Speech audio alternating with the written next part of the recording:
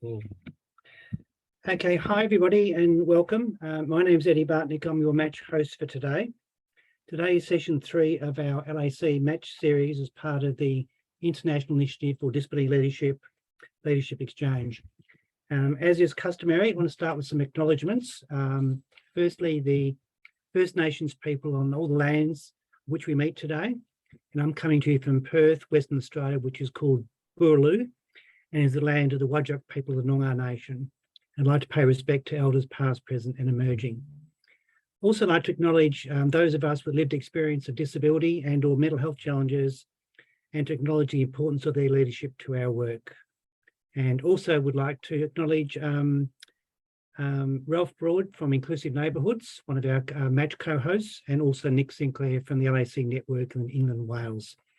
Catherine Viney is our 4th match co-host, but she's not able to join us this evening. So today's the 3rd in our series on new developments in local area coordination. And this follows session 1, which Ralph Broad and I did, which was an international overview of local area coordination. And then session 2 focused on supported decision-making in the context of local area coordination. And that was presented by Catherine Viney and Emily Daniels from BAPCare in Australia, along with Fiona Cromarty from the NDIA in Australia. So as we've got some new people joining us, this is really exciting. We've had new people come all the way through. It's customary for everyone to do a brief personal introduction. So Ralph, just wondering if you could go first, please. Just a quick one. Yeah, thanks. Hi, thanks, Eddie. My name's Ralph Broad, Director of Inclusive Neighbourhoods, and been supporting the development of local area coordination in England, Wales, Singapore, internationally, and very pleased to work with Eddie for so many years, and great to see you all today. Thanks, Ralph. Yvonne, welcome to you. Thanks, Eddie. Hi, everyone. My name is Yvonne. I'm the Assistant Director for Population Health Department here in Singapore. And I'm actually quite happy to be sharing with you some of the work that we've been doing alongside with Ralph. Thanks, Yvonne. Hey, Nick. Hello to everyone. Nick Sinclair, Director of the Local Area Coordination Network, and I'll be sharing a little bit more in the presentation discussion in a bit. Nice to be with you all today. Thanks, Nick. Hey, Lorraine, welcome. Hi there, I'm Lorraine McGuinness. I'm currently in the Isle of Man. Just started working as local area coordinator in the south of the island with my colleague Trish, who perhaps will be joining us later. So Ralph has been training us up, and we have been since the end of April this year. So it's new to the island completely. Thanks, Lorraine. Hey, Fiona. Sorry. Oh, hi. I'm Fiona Cromarty from the NDIA, National Disability Insurance Agency, and work primarily on the local area coordination program, which is part of the partner program, the agency. Thanks, Fiona. Hey, Kim.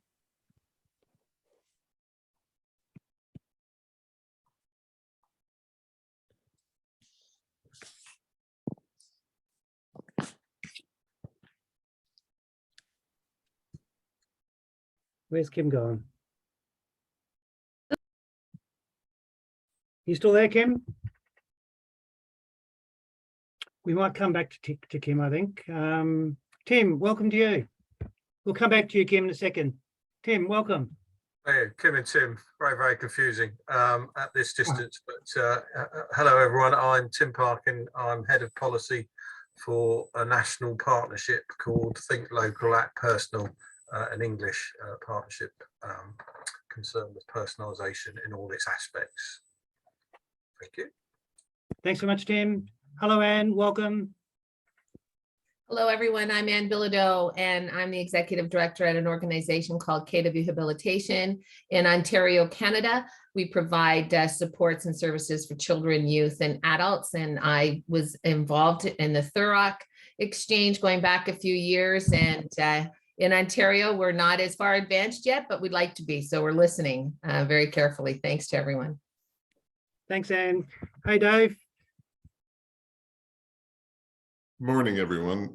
Dave Ferguson. I'm Executive Director of Ottawa Carleton Association for Persons with Developmental Disabilities, an organization based out of Ottawa, Canada, the capital of Canada, and Cornwall in Eastern Ontario. And similar to Anne, we offer supports to a range of supports, sort of the full gamut of options for people in the community here. Thank you. Thanks, Dave. Hey, Jenny, welcome. Hi everyone, I'm Jenny Cox. I'm the Senior Local Area Coordinator in York. In the City of York, we've had a local area coordination programme since 2017, and I've been lucky enough to be in the senior role since 2019, but involved in the development of the programme since its inception in York. Thanks, Jenny. Hey, Ed, welcome to you. Hi, yeah, thanks. I've been a bit cheeky this morning because Ralph very kindly extended an invitation to my director, Paul McGinnity, to pop along. I've been working closely with Paul and colleagues in the government of Jersey for the last year on a social recovery project for the island coming off the back of COVID. So we're kind of in phase one of that at the moment, looking at micro grants, and we're just starting to move into the kind of local area coordination aspects of that. So it's very useful and very interesting to see how other people are developing. And personally, I'm the chief librarian for the island, so I'm kind of interested to see whether there's any potential for libraries to fit into this as well. Thank you. Great, thanks, Ed. Hey, Lani, welcome. Always the pressure to unmute in time. Hi, everyone. My name's Lani Wandell. I am one of the directors in the partner program branch at the National Disability Insurance Agency in Australia, and I'm coming from Geelong. And yeah, like working with Fiona, working on the LAC program within our broader Partners in the Community program, which includes early childhood services as well. Thanks, Lani. Hey, Joe. Morning, everyone. I'm Joe McKayley, the Head of Communities at City of York Council, colleague of Jenny's, and Strategic Oversight for Local Area Coordination. Thanks, Joe. Hey, Bill. Good morning. Bill Coway from a derivative organization called Every Canadian Counts. We're advocating for a national disability insurance plan like you have in Australia. I just want to say, too, we are a spin-off from the Ottawa Carleton Association for Persons with Developmental Disabilities, where we got started. And our objective is to make sure that local area coordination is a sort of operational principle of the plan should it be implemented. Thanks, Bill. Hey, Tom, welcome to you. Morning, everyone. My name's Tom Richards. I'm the Local Area Coordination Network Manager at the Local Area Coordination Network. So we support the development of local area coordination in England and Wales. Really happy to be with everyone this morning. Thanks, Tom. Wendy. Hi, everyone. I'm Wendy Addison. Like Fee, Lani and Kim, I work for Australia's National Disability Insurance Agency in our partner program. I've also worked with one of our local area coordination providers here in Australia as well. So looking forward to chatting with you all. It's evening where I'm coming from in Brisbane. Thanks, Wendy. Hey, Kim, hope we got some sound this time. I think so. Hello everyone, I'm Kim Rowe. I'm one of the directors for the Australian National Disability Insurance Agency. And I've actually flown down to Tasmania. For those of you who know Tasmania, that's the major island of Australia, where we're looking to test some new models for our LAC program. So coming to you from my hotel room, hence the technical issues that I just had on the phone. So hello everyone, nice to see a lot of you again. Thanks, Kim. And Trish. Good morning, everyone. I am Local Area Coordinator on the Isle of Man with Lorraine. It's nice to be back with you again today. Fantastic. Hey, thanks, everyone. Hey, so plan for today, similar to the previous sessions, we're going to have about half of the session will be some presentations and a half will be open sort of Q&A, and then a bit of a sort of wind up at the end. The first part's going to be, we've got Ralph Broad from Inclusive Neighbourhoods and Yvonne Chua, who's Assistant Director of Population Health and Community Transformation with Yishun Health in Singapore. That's a beautiful title, Yvonne. So we're going to provide an overview of exciting developments in Singapore and also the emerging sites, Isle of Man, Dumfries of Galloway and the Jersey sites. And then we're going to hand over to Nick from the LAC Network for England and Wales, who will explain the important work of the LAC Network and a case study of recent practice innovation with some help from colleagues from York. And then we'll open up some Q&A. So Ralph and Yvonne, I'll pass to you first, Ralph. Hey, thanks, Eddie, and welcome everyone again. It's great to see you all here. It's pretty cool actually having all these international conversations about something that's pretty universal, local coordination. Hey, so yeah, today we're going to start by looking at some of the new and emerging international developments in local coordination. In the next 25 minutes, we're going to start with a particular focus on Asian Health in Singapore, the first Asian country to start local coordination. I'll also briefly reflect on the early developments on the Isle of Man and some emerging conversations in Dumfries and Galloway in Scotland and Jersey. So it's great to see Ed here. Thanks, Ed. It's early days in all of these areas, but there's some wonderful people, family and community stories emerging, and they're consistent with other areas that have had strong design, strong system leadership and strong community leadership, which is sort of some of the stuff that Eddie, Nick and I reflected in the book about the core important parts of making things work. Oh, actually, I suppose what we need. Yvonne, could you bring up this slide, please? Thank you, sorry.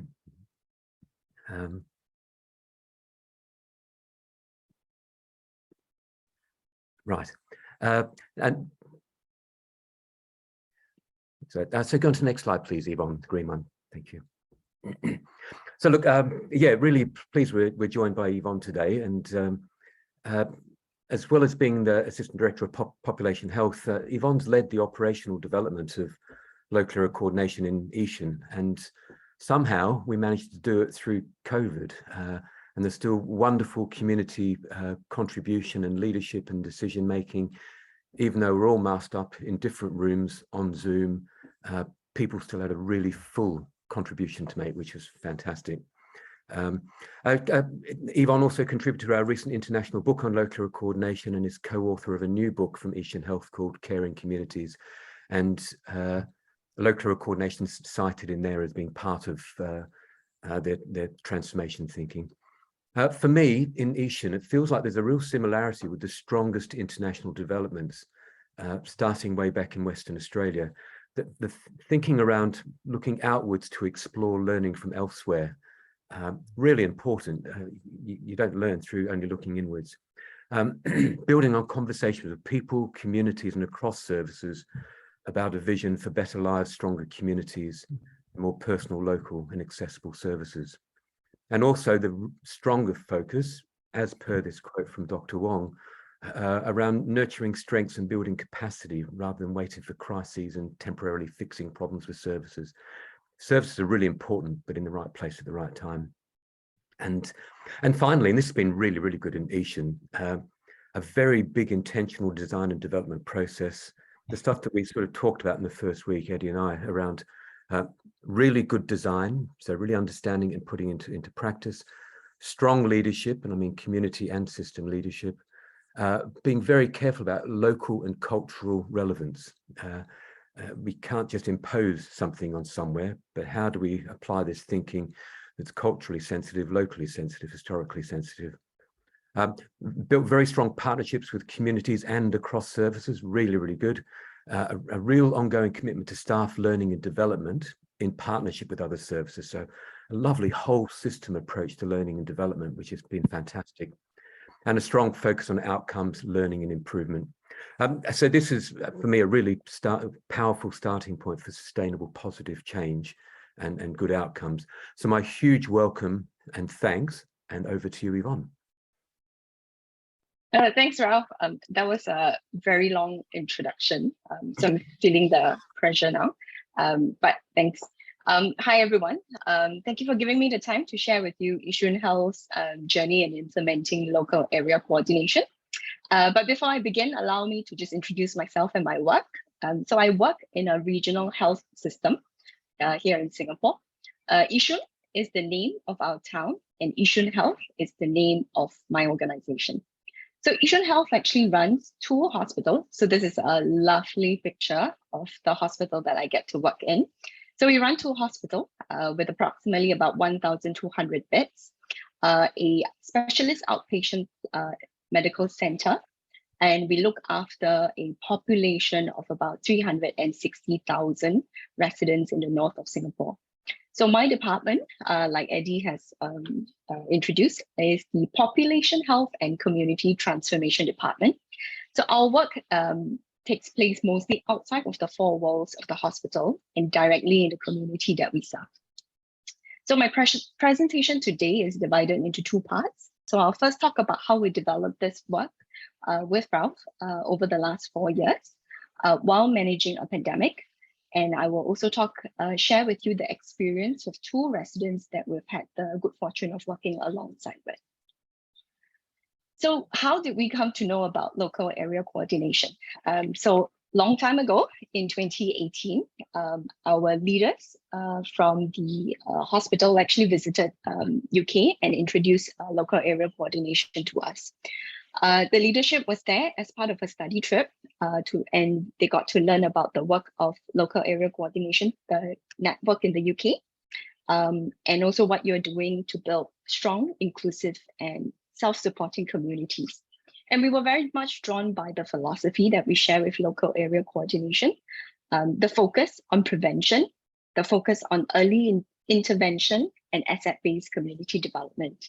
So as a population health team, we wanted to focus on self-management as the first option, connecting with our communities to find good, sustainable local solutions, and encouraging everyday participation, which we feel is part of a step towards good health. So further on in 2019, a small team of us that's led by Dr. Wong Sut Fan, who is our deputy chairman of the medical board, we're very fortunate enough to spend some time in the UK and visiting 3 different boroughs. So we visited Wiltshire, Swansea, and Thurrock to learn from the local area coordinators there, to observe their work, to speak to their partners, to speak to the people that have been impacted by this work. So we were very happy back in 2019, and then we came back right into the eye of the storm of the pandemic. So everything had to be put aside, unfortunately, for the first 6 months. So this was what was happening in Singapore. So because we are a healthcare system, so many of my team members were drafted to support our frontline colleagues. So we had to put a pause on our implementation work with Ralph for about 6 months before reconnecting with him online. But even as the pandemic was unfolding, we knew that the effort and attention that we invest in the implementation of local area coordination will help us and our community to recover and transit out of this pandemic. So one of the first few things that we needed to do was to hire the right people for the right job. So the challenge before us was really to discover and uncover people with a broad set of skills, experience to walk alongside a very diverse community of different age, different backgrounds, living in different situations. We learned from Ralph and also the local area coordinators that we met in the UK about resident-led recruitment process. And we knew that our community here in Singapore could be involved similarly. So we tweaked our usual recruitment process. So this image that I have up here is actually a picture of our candidate open day.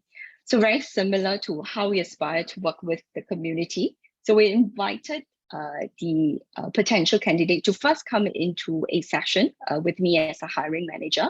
So we spent time to introduce and explain the role and to take their questions before they would take time to write their application and submit it to us. So from there, what we did was we organized the candidates were shortlisted and were invited into a session with our community. So again, it was done throughout the pandemic. So this was through Zoom. So the candidate will come online where we have gotten a panel of residents gathered. So they were gathered on site. There was still masks on for most part of the period that we were doing this. So we conducted 2 recruitment runs with the community, and we also hired 4 of our team members through this recruitment process. So as the recruitment was underway, we also began to reassemble our original team that was already in existence before we decided to implement local area coordination. So for us, we're very fortunate to have community nurses on our team, and together with our lay extenders, whom we call them our connectors, they were organized into 6 different regions covering the north of Singapore. So in each of the head count of each of these teams is sites according to the size of the population. So you'll see these tiny numbers next to different areas on the map. And that was how we used that to plan for the size of the team. The nurses join our connectors for training. They learn about local area coordination from Ralph as well. And we always bring it up through our multidisciplinary teams. So I'm quite happy to update that since then, we've also included our community social workers as part of the same team so that we will consistently review what are we doing in terms of local area coordination. So what this does, it helps our team to increase our understanding and practice of person-centered care. So today what we have is actually a regional team comprising of 23 connectors and 28 community nurses. They are fully based in a community. So as a community system of care, what we've created was to move away from fixing a lot of the problems and wrapping services around needs. What we've moved to is actually to listen to our community, to have good, important conversations, and making introductions that revolves around what matters to a person and what one is good at.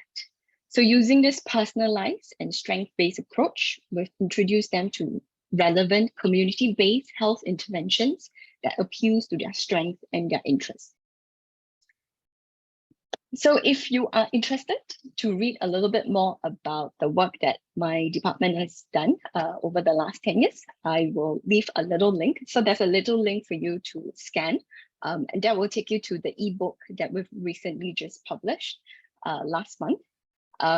So for this segment, I will wrap up by just quoting what our health minister said as he helped us to launch the book. So oftentimes when we think of health, we might think of doctors and hospital, but actually might not be the best way to build health. Health happens with yourself, your family, and your community. So the next part of my sharing, I will share with you what we've been doing with the residents here in Yishun. First, let me introduce you to Francis. So Francis is a gentleman that we met as we were doing door-to-door visits. We were attracted to his house because of the number of plants that he has outside his flat. They were neatly organized, the flowers were all blooming, and we were just very curious about who is the owner of these plants. So we got to know a little bit more about Francis. So he stays alone by himself. He's recently relocated into this new estate, which, interesting enough, is called Canberra, but it's a small town here in Singapore. He doesn't have a full-time job because he's currently following up with our Institute of Mental Health. So he's not able to work. So I will share with you a short video clip of Francis describing his interaction with our connectors.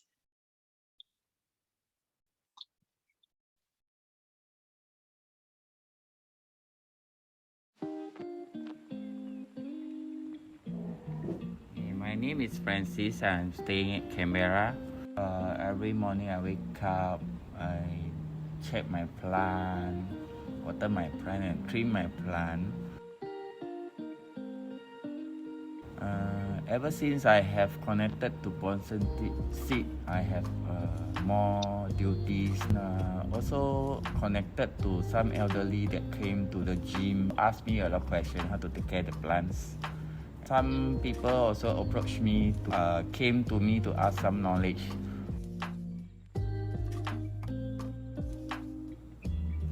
A while ago, I shared about a community garden with a student from Sembawang.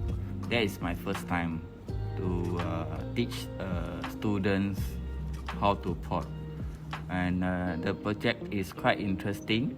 because we share around how to plant and teach them how to harvest and take care of them. Really, I feel very happy and thankful to give me the chances to overcome for the volunteer. Actually, gardening sometimes up and down. End up is feel very proud when you see the plants harvest and everybody can get a big smile.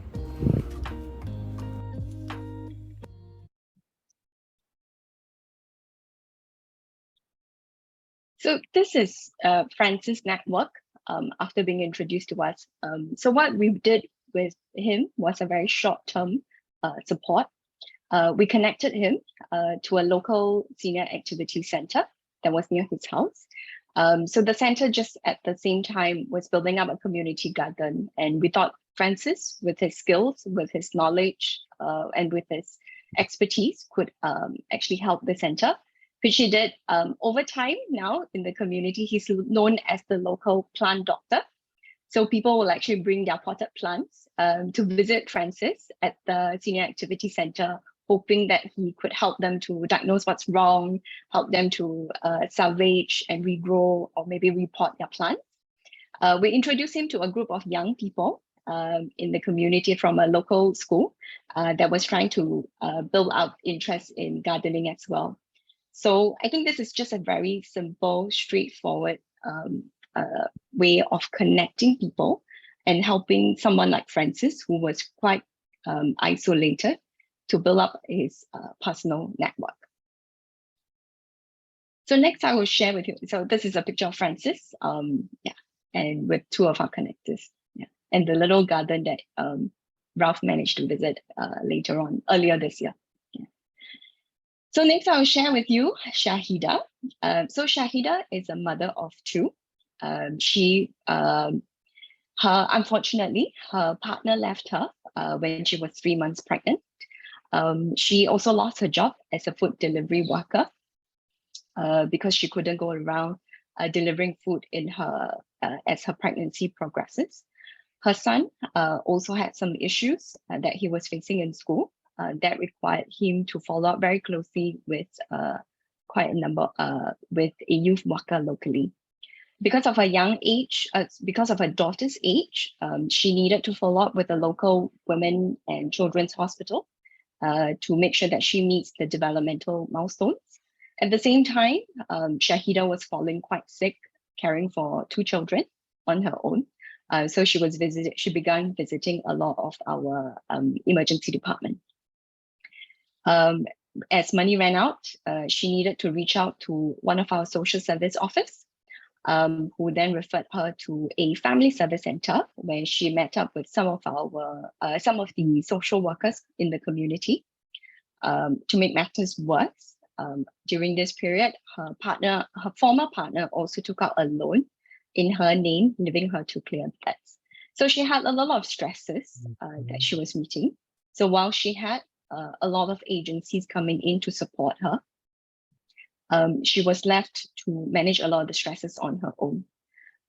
We were introduced to her through the social workers, and then I will let Shahida share how it's been like for her for the past year.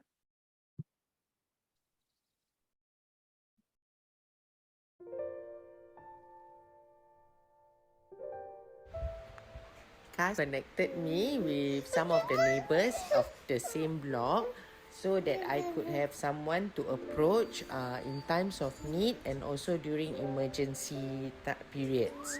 So it's a good step to help me connect, and I can make new friends as well and to understand each other more and communicate and build a better repertoire in our neighborhood.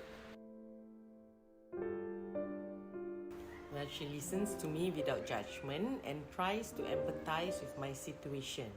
She gives me the extra push to achieve the changes that I am working on towards, reminding me that I'm capable and I know what to do to get back up on my feet.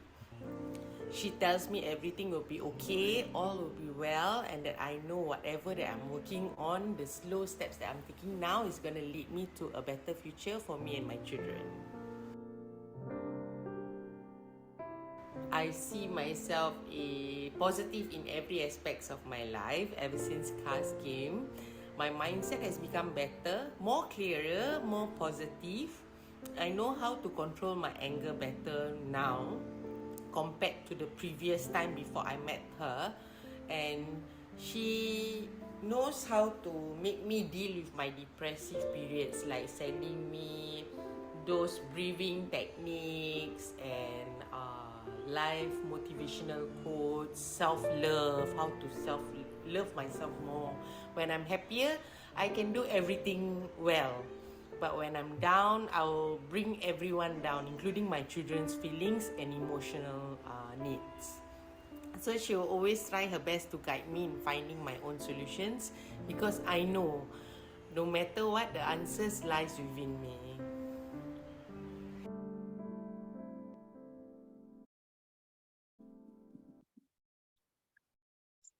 So this is Shahida's personal network now. So like she mentioned, Cass, who is our connector, connected her with two of the neighbors. So what's interesting about Sarah, the neighbor that she connected her with, is Sarah is in her 50s. She doesn't have children of her own. So she always wants to hang out with the neighborhood kids, but she didn't know how to introduce herself. So when we connected her with Shahida, and she was really very grateful, she offered to babysit Shahida's daughter quite regularly, and she guides Shahida's daughter on her homework. Yeah, she's in preschool, and in Singapore, you get homework when you're in preschool. So she has a neighbor to help guide her through that as well. She's also met with Aisha. So together they go for Zumba classes, which is located in the void deck. And the class is led by local residents, so that Aisha's part of. We also connected her with her local GP so that she doesn't need to travel all the way to the hospital for some of her long-term chronic disease care. She still has some of the social service agencies supporting her mainly for financial support. But over time, what she's been able to do is make her own choices to begin part-time work, find the confidence to go out there again, to stand on her own feet, and not require or not rely solely on formal service support. Yeah.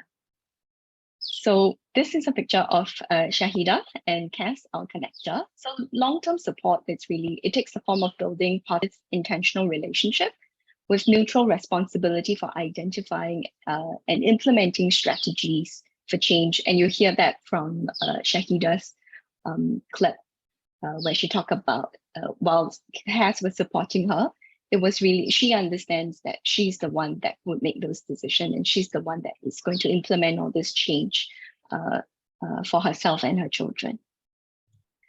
So I wanted to end off my sharing just with this. It's been our experience with local area coordination. We didn't see it as a service, but instead we see it as a way to rebalance the way that we as a community take care of each other and ourselves, and to make sure that we're always connected, and we know how to use services when we need it, but not as the first point of recall. So yeah, Ralph, that's the end. Over back to you. Oh, thank you, Yvonne. That was great. Hey, Eddie, how much time do we have left? 3-4 minutes. Oh, that's fine. That's great. 5. Yeah. That's brilliant. Well timed, Yvonne. You're much better than me. That's great. Hey, so look, my reflections on this is it's just so fabulous. Different country, different culture, different history, different system. Same people, family, community, and systems outcomes through this values-led way of working, but also paying attention to the strong evidence-based design, the really good leadership that's has a passion for turning the system on its head to be much more preventative and capacity building rather than waiting for crises and services. And this strong intentional work with community. I think it's lovely. And Yvonne, it's been such a privilege and pleasure for me to work together the last 4 years with you and the team. And I really look forward to hearing more about what's happening. So if we could pop on the next slide, please, it'd be great. I'm just going to go through this quite quickly, and then we'll get on to the wonderful work of the network with Nick. So moving swiftly onto the Isle of Man. So the Isle of Man's quite a new development. The Isle of Man's an independent, self-governed island off the northwest coast of England. Population about 85,000. I think I'm right with that. Local coordination is one of the key recommendations to support their really innovative whole island health and social care transformation and integration process. So I can see the contribution of local coordination to that. As with all other good local coordination developments, there's been a very clear design and development process which has paid attention to the building blocks of good design, the island and local community aspirations, strengths and priorities, just again to make sure there's relevance, and the real contribution and leadership of local people. That's been spectacular. Again, this was complicated somewhat through COVID coming in and going out and coming in and going out. But again, throughout it, the team worked really hard to ensure the contribution of local people and communities and service partners. Next slide, please, Yvonne. I think pretty unique to the Isle of Man development is the reach across and partnerships with health, social care, third sector, the communities themselves, elected members, and across government right at the beginning. And I think it's still a work in progress, early days, but it's building a shared commitment to the idea of individual, family and community capacity building, which leads to a whole lot of other good outcomes, and through working together, simplifying and connecting the system for people, so that people's lived experience is simplified, even if they do require services, it's more joined up. And although it's early days, really good stories of short-term support alongside people helping to build capacity, relationships and contributions, so keeping people well away from the service system, reducing the likelihood of crisis. Some good early stories from Trish and Lorraine around longer-term support alongside people facing more complex issues, often in partnership with formal services, which again is really good. The partnership working that was developed right in the early stages is working in practice now. Some really good, strong emerging partnerships with the services, third sector and the community, and some really nice community building work led by community, but with support of local coordinators. Next slide, please, Yvonne. We're almost there, folks. And look, there's also some emerging, exciting emerging conversations with Dumfries and Galloway in Scotland, a large rural region, and also Jersey, another independent island state off the south coast of England. Thanks, Ed, for attending. So again, some completely different places, history, context, but the commitment, again, to a stronger focusing on building capacity. We'll let you know how this develops. And finally, building on the learning from the wonderful England Wales network, we're just about to hear about, the island nations of states of Singapore, Tasmania, Isle of Man and Jersey are all in conversation about building an island network of collaboration and shared learning, which I think be really exciting. I don't think it'd be impossible to overstate the value and importance of collaboration and shared learning across and between local coordination sites, nationally and internationally. Thank you for listening. It's very quick, but hopefully that's of use. And back to you, Eddie. Thanks, Ralph. And Yvonne, can I just check you're able to stay on for the Q&A at the end? Are you still going to be around? Yeah, fantastic. Yeah. Yep. Hey, that was terrific. Hey, so we're going to move over to Nick and your colleagues. I just can't believe like we're seeing layer upon layer of fantastic new developments. So very, very excited, and Nick, very much looking forward to your contribution now too. Bill, hi everyone, and thanks so much for that, Ralph and Yvonne. That was absolutely stunningly good, and like you said, Ralph, just really encouraging and inspiring to see how the local area coordination approach is helping achieve the same outcomes in different contexts. It's just brilliant, and we'll be sharing a little bit of that from our experience in England and Wales. So I'm Nick, as I mentioned earlier, director of the network. So it's my role to help establish, grow and develop local area coordination in different parts of the country, alongside my colleague Tom, who's been with us for the last 2 months, and a colleague called Lily as well, who supports the development of some of our administration and the content that we develop together as a network. We'll be hearing today from colleagues from York who've been doing local area coordination for 5 years now, as Jenny mentioned, and talking through a particular story from there that we're going to share as part of the presentation today over the next 25 minutes. So I better crack on then. I've got a presentation to share with you first, just to talk through some of the local area coordination story in England and Wales, and then we'll hear from Joe and Jenny. If I can just start this. Brilliant. Okay, and I'll just make it a little bit smaller there. Brilliant. So just to give a little bit of background to this, obviously, first is just to pay respects and thanks to Ralph and Eddie for their incredible work developing local area coordination internationally. The network was established by Ralph with the support of Eddie 10, 12 years ago. And I've only been working on this for the last 4 years. So I'm relatively new to this, and something that I found an incredibly inspiring journey that I've been on with it. But we wouldn't be here without the hard work and blood, sweat, and tears of Ralph in particular, and with the support of Eddie over the years. And so I just wanted to acknowledge that, really. And Ralph continues to be and Eddie continues to be a very helpful and supportive partner and colleague and friend in our journey developing local area coordination, both in England and Wales and internationally. And so excited to see how we can do more together as we move forward into the coming challenges and years ahead. But anyway, local area coordination in England and Wales, it's local government led.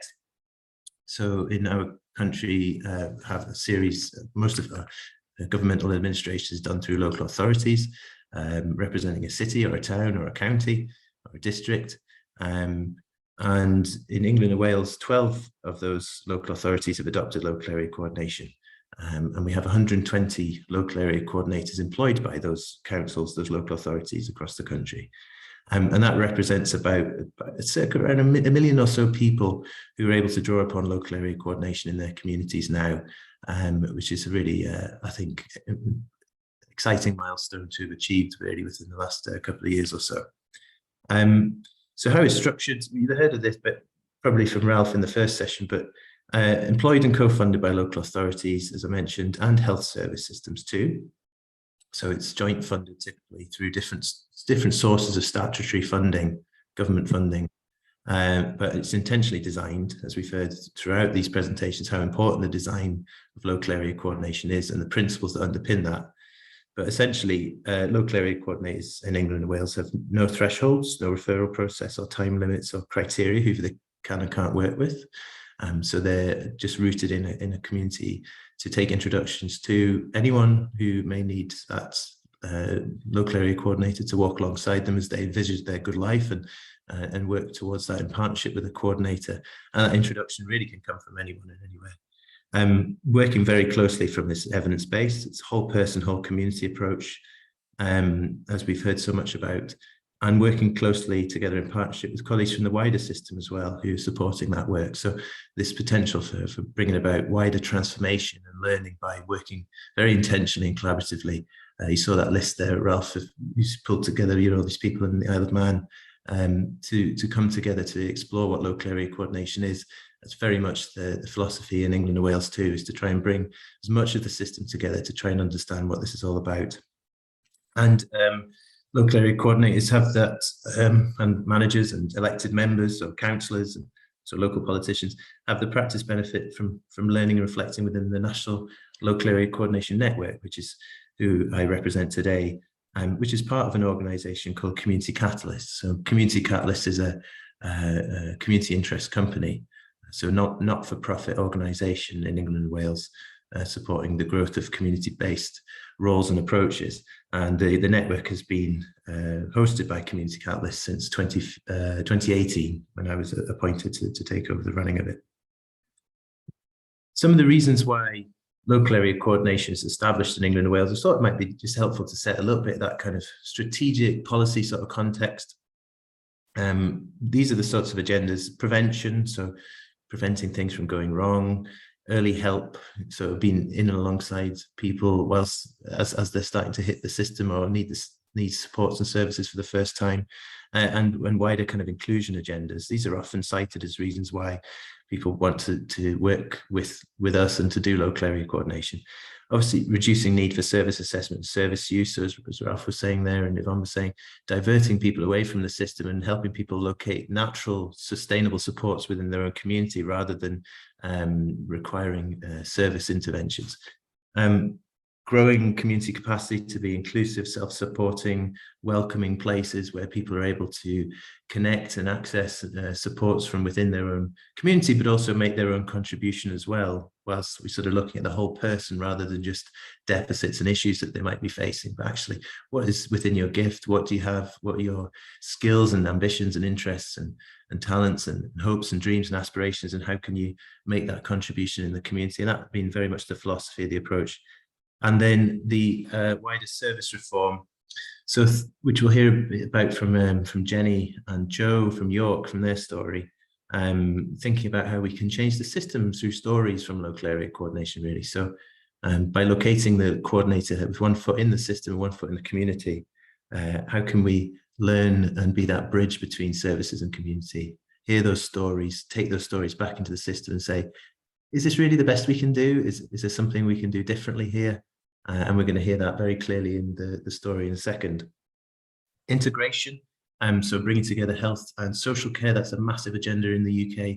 We've recently reorganised our system and changed the law really to have integrated care systems, as they're called now, and transformation finally as well. So helping to bring about positive, sustainable change within the way our services are orientated and operate, and thinking about the cultural practice and processes that underpin some of that stuff, both positively and negatively, how we can learn from local area coordination and helping all that sort of stuff. So in terms of our network, really, it's a fairly simple purpose, really. It's about how we connect together, learn together, and grow together, I like to say. Connecting together being convened gatherings, groups, or sessions and activities, both online and in the real world. So Tom's just been working with the network recently to restart our regional gatherings again. So in December will be we have the Southern Local Area Coordinators gathering in London, and then the North and Midlands ones gathering in Derby. So coming together for the first time since the pandemic to really reconnect and to share ideas and experiences and build that peer support. But the learning together bit being really crucial, really. So as the network, we sort of hold as a group that sort of standard of practice, really, about what local area coordination is and isn't, what good looks like, and how we can support each other through gentle challenge and training and specific activity that helps develop the practice and the approach. And then growing together. So a huge amount of my role is about developing local area coordination in new areas. It's working quite intensely with Surrey and Nottinghamshire and Luton councils recently, in Wakefield as well, helping them to establish local area coordination, sort of establishing a leadership group, as Ralph was sort of talking about there before, getting it going, all that sort of stuff. There's a link there called Reflections from Our Network Members. You'll be able to have a look at some of the videos that we've been making recently, which are in themselves, I think, some interesting innovations in the way we work as a network.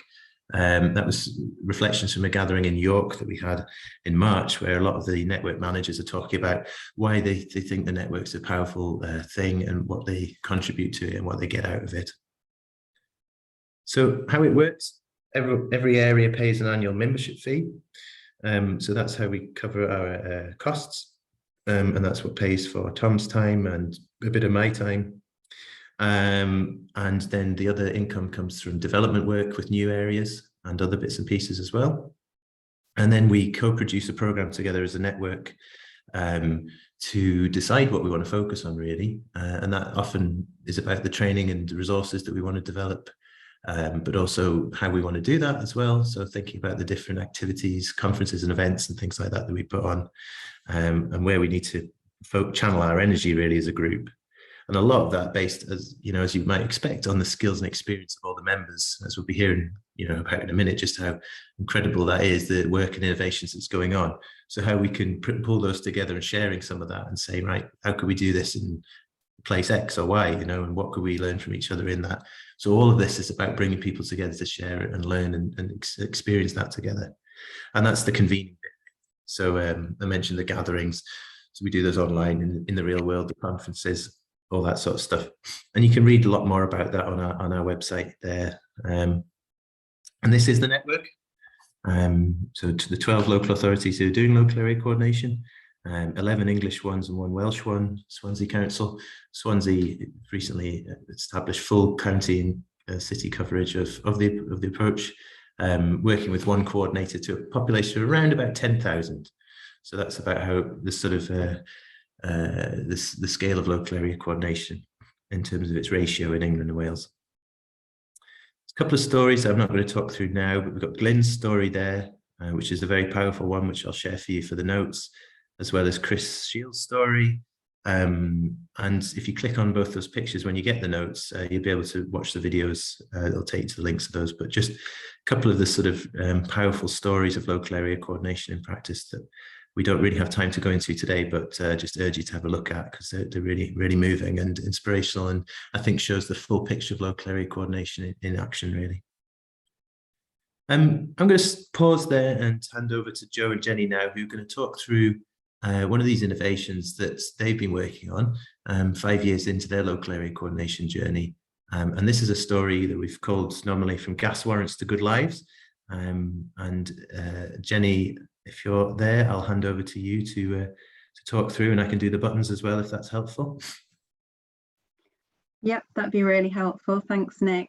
I don't know if, before I sort of launch into this presentation, I don't know if Joe wanted to kind of chip in with anything about our relationship and work with the network before I start. No. Go into the story, Jenny, and we can say a little bit about that afterwards, I think. Okay. So just to start with a bit of kind of background context to this, back in 2020, we as a team were sort of thrown into the COVID pandemic, and we decided to start capturing some silver linings. It was a time of sort of rapid system change, and we wanted to capture some of the kind of silver linings of this really difficult time. And towards the end of 2020, we got together to have a look at all these silver linings we'd captured and formulate a system change plan. And this was sort of born out of an idea I'd had as the senior on the team. I found I was leading on quite a lot of the system change work, and really wanted to involve more of the local area coordinators, more of the wider team in taking some ownership and leadership around that system change work and those system change projects. So it's an integral part of the local area coordination model, but something it felt like we could do more around. And fuel poverty was a really broad area that came out of that system change plan. And that was back in 2020. So that was well before we knew we were going to go into this cost of living crisis and this energy crisis. We were looking at fuel poverty as a real issue facing a number of residents in York. Can we go to the next slide, Nick? So part of this broader issue of fuel poverty was one of the local area coordinators, Siobhan, who works in a city centre ward. She'd encountered a lot of council housing tenants who were having their gas cut off. And some of these people that she was encountering, they'd had their gas cut off for not a short amount of time, but a number of years. And that meant they had no heating, no hot water in their properties. And you can imagine the impact on their quality of housing and their quality of health. So she talked to myself as a manager and the wider team about this as well. And we discovered that there was sort of 2 issues linked to the gas being capped off or cut off. Gas was being disconnected after tenants had failed to respond to requests to test equipment. So every local authority has to do an annual gas safety check. And some of these people, for whatever reason, weren't willing to let somebody in their home, or they weren't responding to those letters and those appointments. The other main reason was tenants having insufficient credit on their meter to run enough gas to complete a test. So they were letting these engineers in and these inspectors in, but they were obviously struggling to make ends meet, so they didn't have enough money on their meters. One of the cases, one of the really, really sad stories that we came across was somebody who'd had the gas capped off for 3 years, I think. And when we got to the bottom of it, it was because they lacked £3 on their meter to do the safety check. So if they'd been able to top up an extra £3, they wouldn't have ended up in the position they were in. Next slide, please. Oh, so this meant that people were not only becoming distressed, but they were left in cold, damp conditions, leading to poor health. So we shared similar stories across the team, and we decided to share those stories, as Nick was describing, share those stories back into the system with colleagues in the housing sector who were responsible for carrying out these gas safety checks. We also worked with the wider financial inclusion team to determine preventative measures and look at what we could do kind of further upstream to proactively reach these people far before they got to the point where they were having their gas cut off. This linked to sort of wider work we were already doing with the financial inclusion team. Next slide, please, Nick. So we identified a number of really practical things we could do to prevent people getting their gas capped off. And one of these really practical, simple solutions was if engineers had some money, some petty cash with them when they went out to do the checks, they could top up the meter. So that second reason why gas meters were getting cut off and people were having their gas capped off, we could overcome that by simply allowing the engineers to have access to petty cash and a kitty to top up these meters. And this, you know, this simple measure, which we've now got in place, you know, there's been a process change. They have this credit now, they have this petty cash that the rest of the repairs team do. So it's quite easy to put in place. But the implications of implementing that really tiny change have been huge. So we've reduced the amount of people that are getting the gas capped off.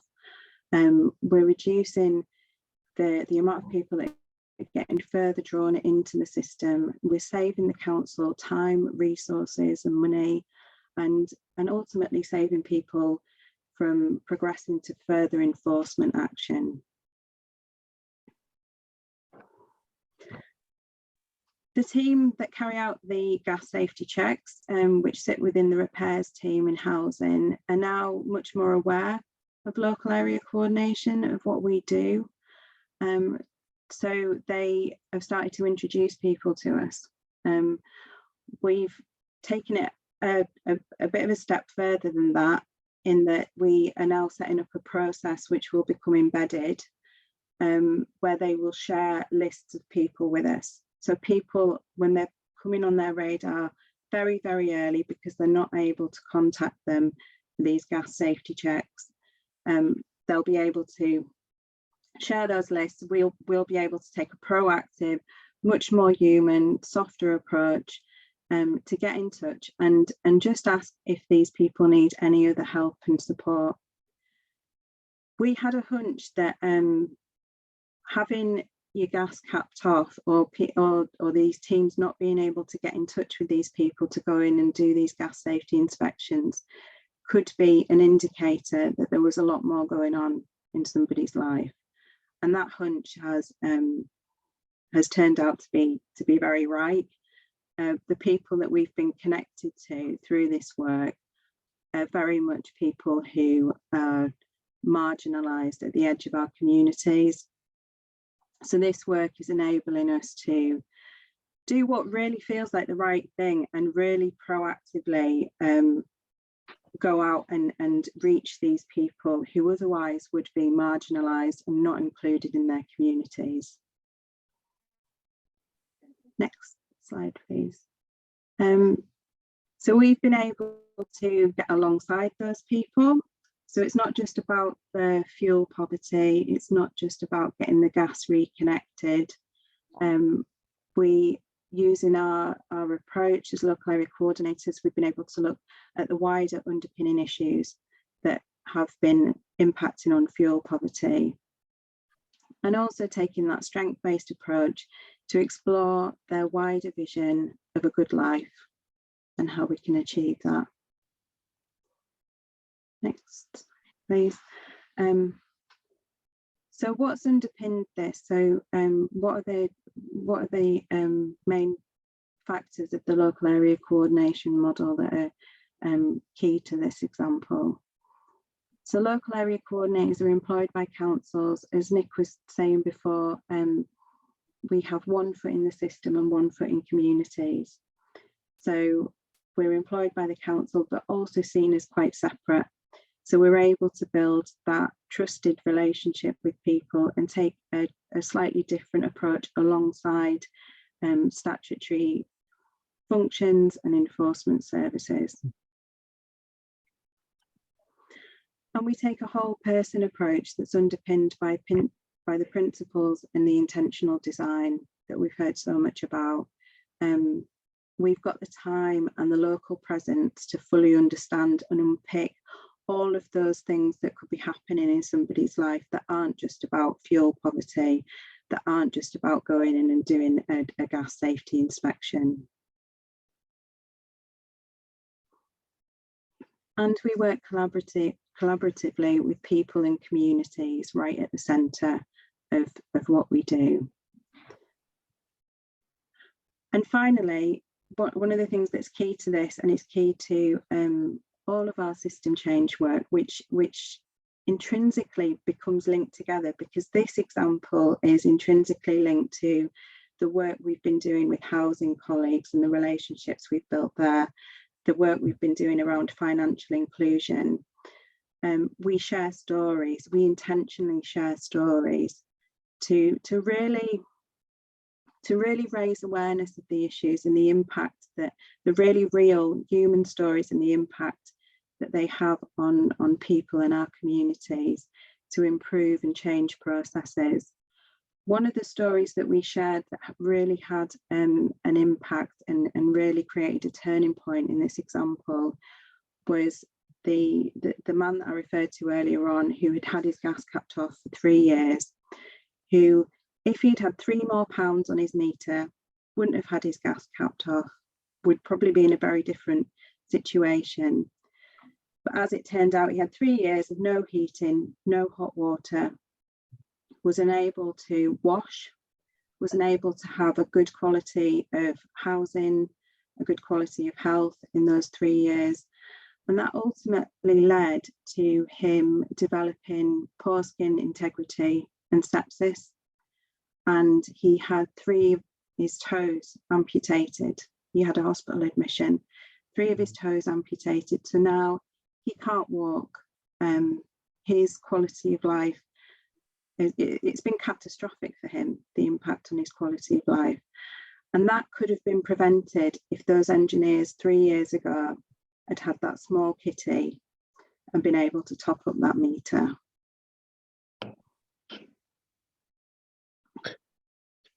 Thank you, Jenny. I think that's a very, very powerful place to finish your presentation on there. Thank you so much for sharing that. Eddie, I don't know if we've got any more time left on the clock with our bit there, but we've got Joe as well, who might want to add a couple of bits in before we... Joe? Yeah, just to add a little bit to that very powerful story and piece of system change work that Jenny's just been talking about, it really reflects for me the importance of the local area coordination model of, as Jenny was explaining and Nick, of the coordinators being employed by the council So they've got a relationship with the system, but more importantly, they have a relationship that's very trusted with people that they are walking alongside. So it's the importance of relationships right the way across the system. And I think what we've seen is that through the power of stories, you've seen a more common set of values and principles evolve and become the way York wants to do business, that is more person-centered. And that set of values then begins to anchor York as a place. And you begin to see then teams, individuals, people all acting in a way that is more about a culture of openness, collaboration and learning that's really then allowing us to tackle these complex issues that we face in new ways. So it is about system change, it is about innovation, but it's about creating that space to welcome some of our colleagues and partners into to work in a different way, because there's got to be a better way. And it's about people being connected to people and seeing the individual as opposed to what the diagnosis is or their inability to pay for a basic service, such as having your gas connection linked up rather than losing your toes and terrible health as a result of that. But yeah, it's the point for me is we've had local area coordination in York now, as we said, since the team started to be recruited in May 2017 and had a running of 10 months prior to that to raise awareness in the system of what we were about. And we are constantly trying to build relationships with different parts of the system, but then to connect the life stories from the people that we walk alongside to support that wider system change. It has to be seen as an integral part of our system, our service land, as a thing that is viewed as being nice to have, because this is the way forward. Yeah, as I think we all probably know, there was so much that resonated with myself and Jenny and Nick, no doubt, when Yvonne was talking from Singapore, actually. So I can remember the start of the program and where you were at, but we're still going on that sort of innovation journey. But one of the key points of reflection for me is when you get more people operating in this way that is strength-based, is anchored by a set of values, you'll be more likely to achieve those outcomes collectively, and for everybody to celebrate that and realize that's the better way to do things to support people to have a good life. Leadership of it is key, both political system, but also leadership from people as well. And I'll shut up at that point.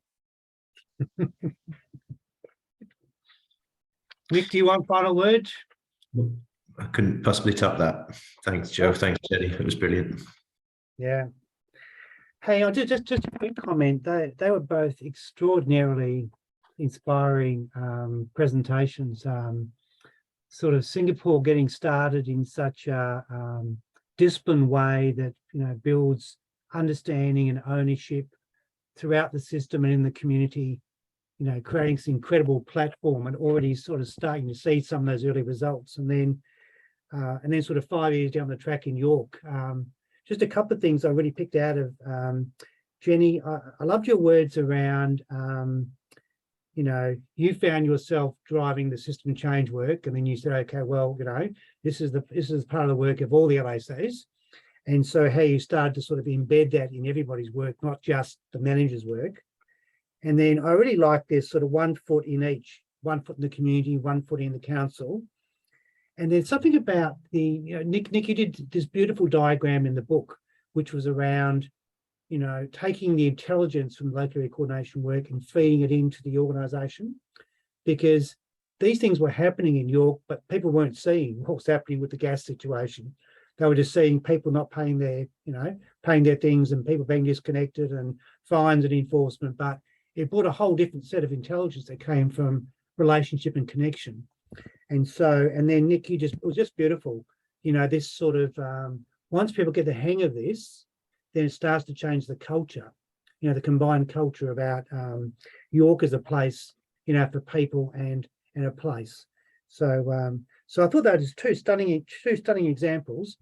And just before we open it up, hey, so Tony, do you want to say hello to people? You just joined us halfway through. You did tell me you're going to be late, sorry, but if you want to just say hello and introduce yourself. we'd love to say hello to you. Yeah, thanks, Eddie. Sorry I'm late. I was a little bit late to start off with, and then I struggled with my technology. So unfortunately, I missed a little bit at the start. So my name's Tony Davidson. I am the Director of ILC Strategic Policy with the Australian Department of Social Services. Maybe I'll say a little bit about ILC for people from outside of Australia. So ILC is the Information Linkages and Capacity Building Program, which is a program that funds supports for people with disability, regardless of whether they have access to the National Disability Insurance Scheme. So it sort of works around the boundaries of the National Disability Insurance Scheme. And one of the purposes of it is to try to help people to avoid or delay needing to access the National Disability Insurance Scheme. So I work to some extent with my colleagues from the National Disability Insurance Agency, particularly Lani and Fiona, and the interests of the ILC program overlap somewhat with the Partners in the Community program that Fiona and Lani work on. So while I'm not directly involved in local area coordination work, I do have an interest because of the sort of overlap with the ILC program. Great. Hey, thanks, Tony. Thanks, welcome to you. Hey, I haven't got anything happening in the chat yet, so we've got like a good 40 minutes. I'd probably hands up. If you put your hands up in, yep, Bill, you're first. If you come off mute, Bill. Yeah, I'm just trying. Oh, there. I'm trying to get off mute. Yeah, cool. I hope this question doesn't seem too far out left field, but it has occurred to me that as I was listening to how local area coordination works, that street gangs are almost a form of local area coordination. And I'm just wondering if in your work you've ever bumped up against these kind of alternative networks. Could you say what you mean by street gangs, Bill? Sorry. Well, I mean, street gangs, the problems in poor communities of, you got drug dealers, you got, I mean, they have a revenue source, I mean, I don't know, it's a huge problem in the United States. I know that, and we have them here in Canada, but I'm just wondering if there's been any kind of bumping up against maybe already existing networks that not necessarily have good intentions. Look, from my perspective, I'll just jump in here.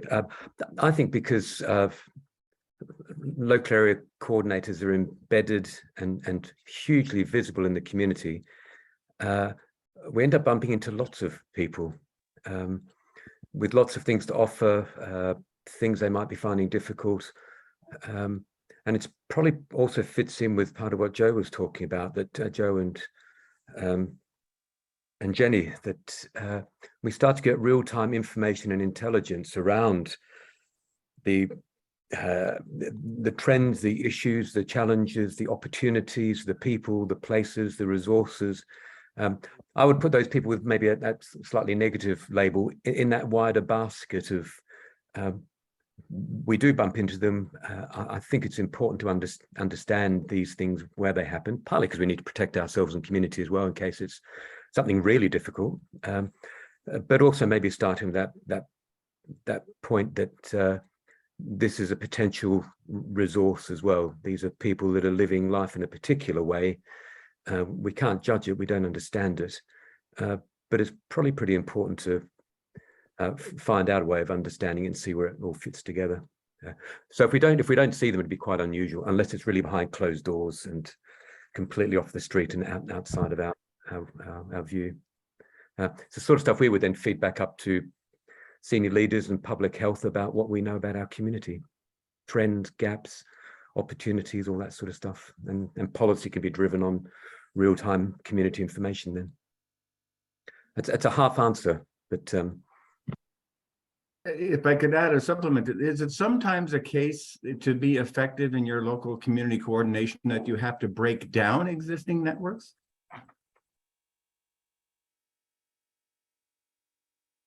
Jenny, I don't know if you want to come in on that one. You got your hand up there from Bill's original question.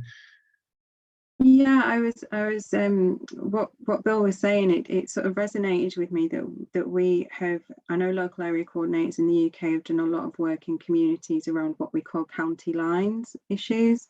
So county lines issues are they're these broad networks of drug dealers. So they have drug dealers that tend to operate in bigger cities and have lines of supply through to smaller towns and cities. So in York, as a smaller city, we've had a lot of issues with county lines from criminal gangs and networks that operate in Manchester and Liverpool, much bigger cities. And they, some of the operations of county lines involves a process called cuckooing, which is where they identify vulnerable people in communities. They take over their homes and they use their homes as bases for their drugs operations. When these issues have arisen in our communities, we have worked alongside people who are victims of cuckooing, supported them and tried to help them break away from these networks, because often these victims of cuckooing are addicts themselves, the drug addicts themselves.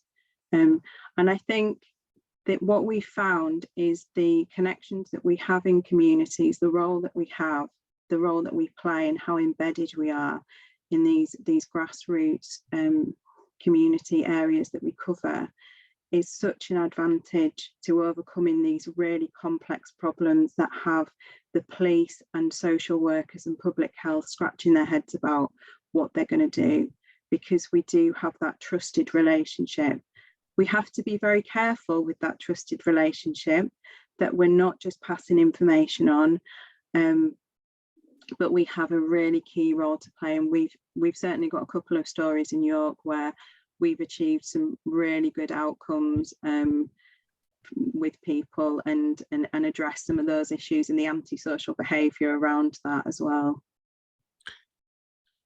Yeah, could I just quickly jump in as well? I think it's really good. And I think maybe there's that difference between are we going to break down something?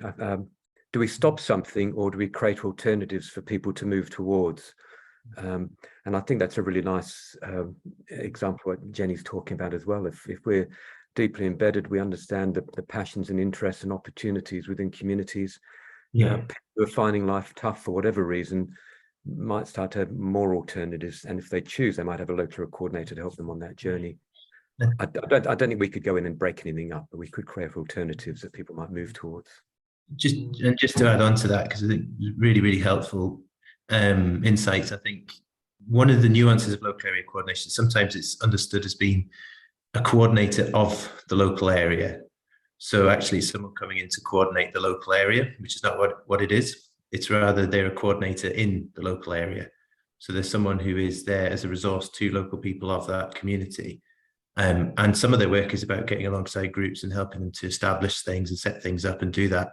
But that's about kind of nurturing the natural leadership of local people to do things for themselves. So it's not so in terms of the conflict that might arise, as in a local group has taken over the running of an area through criminal activity, it wouldn't be a sort of West Side Story type battle where local area coordinators coming in and they're fighting over turf. Rather, the coordinator would be working alongside local people who might be on the edge of that community for whatever reason, being in those bump-in spaces where people are, nurturing those conversations, having those discussions. So it's a far more subtle approach, I suppose, in many, but it's often misunderstood, I think, as being a coordinator of the local area, and that's something we kind of try and help people articulate, really. It's a great question. Great. Hey, we might just move on. Hey, Bill, that was a really good question. And so, Jenny, you just sort of struck me about how well connected you are to your local community and where that sort of that connection, the depth of the understanding. That was fabulous. So, Lorraine, are you on the same topic or a different topic? It wasn't to do with gangs, no, because I put my hand up before that, but thank you for that discussion. That was really helpful. No, really, I just wanted to comment on how interesting the presentations were. I've heard some of the clips before that Ralph had kindly shared with Trish and I in advance, but it was lovely to hear it again. And I don't think we ever tired of hearing how positive those stories were from Yvonne's group. I just wanted to say I was really touched as well when Jenny shared the story about the chap who, for the sake of £3 and over 3 years, ended up with no heating, and obviously the implications for his health, ending up losing 3 toes. That really struck me, you know. I did find that very moving. Another thing I wanted to say, so thanks for sharing that. Another thing I want to say, it struck a chord with me when Nick was saying, seeing people as citizens, not service users. And I think that's a challenge, not just for us as a new and emerging service in local area coordination on the island, but it's helping others and other teams, other partners that we're working with to understand, especially, you know, using words like introductions rather than referrals. And it's hard for everybody to get their heads around that at the beginning. But I liked how he described that, seeing people as citizens, not just service users. I just wanted to share that. Thank you. Fantastic. Thanks, Lorraine. Okay, somebody else? Anybody? Yep, Wendy. Thanks, Eddie. And yes, just like to also acknowledge how fabulous the presentations were tonight. I've really enjoyed it. My question relates to the ratios that you talk about. I think, Nick, it might have been you or perhaps Jenny that mentioned a ratio of about 1 to 10,000 population. What is the caseload that the average caseload that your LACs would normally work with?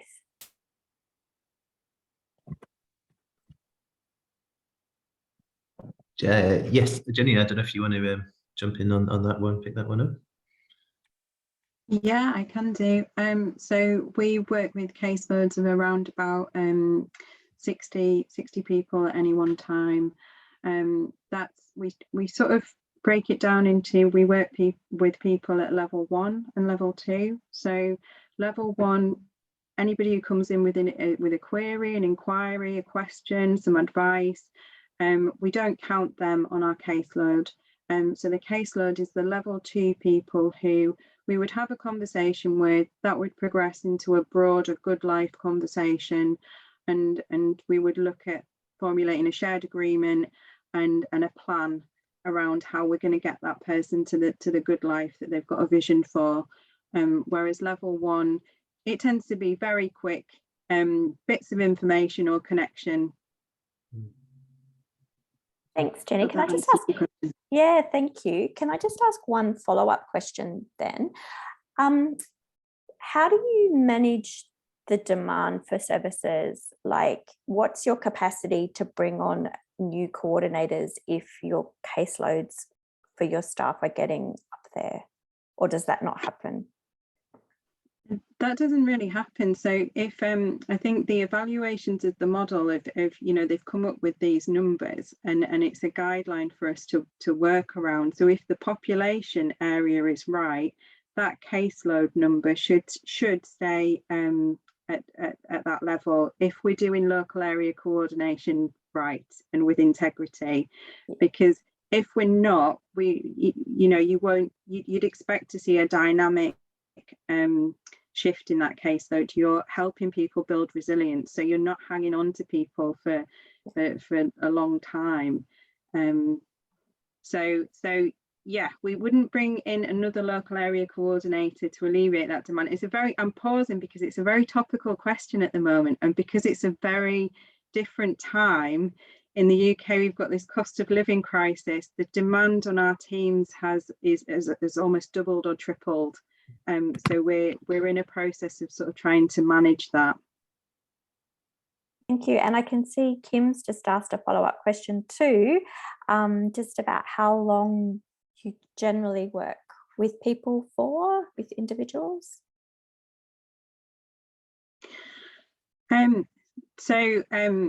We don't have a time limit on how long we'll work with people, and we don't have closed cases. So we do have the ability to allow people to come back when they need to, which I think works really well for people with fluctuating mental health conditions, for example. So yeah, we don't have a time limit, but we would be aiming to build somebody's resilience, their support network, their community connections, so that they don't have that dependency and reliance upon us. But we would always keep the door open so people can come back as many times as they like. Thank you. Thanks, that's great. Great. Hey, Joe, are you back on the same question, or was that new?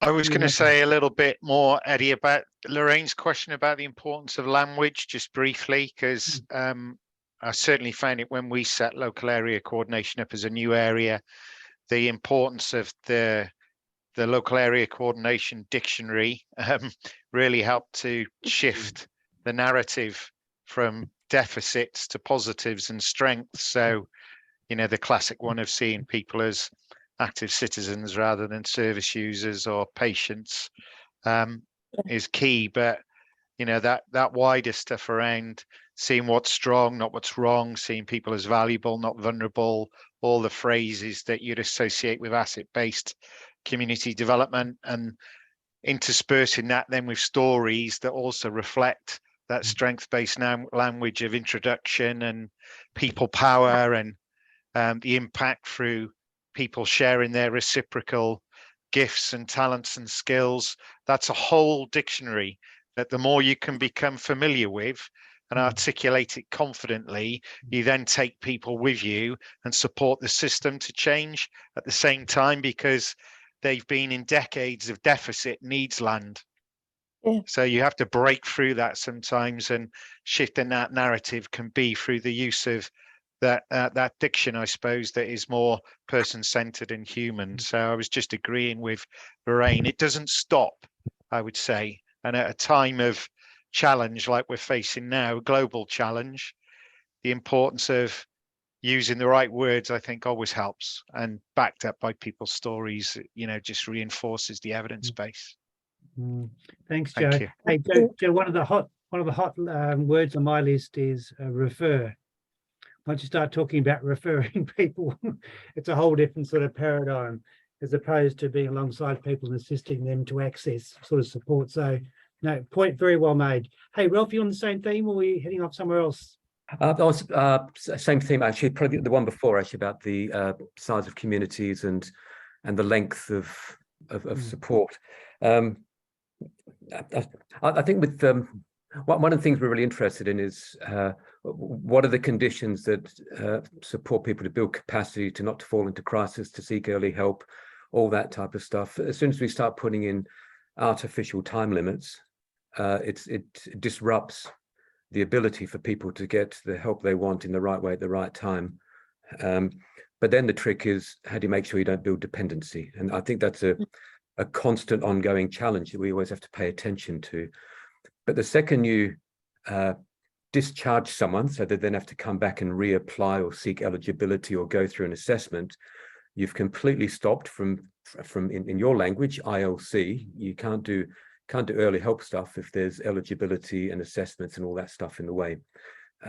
So this is really core design stuff, really, really important to get it right, because there's small things that can pull you directly away from good outcomes and get you back into a system cycle of waiting in negativity. I think was the original words from Eddie and Western Australia, which builds up harm, builds up cost, and all that type of stuff.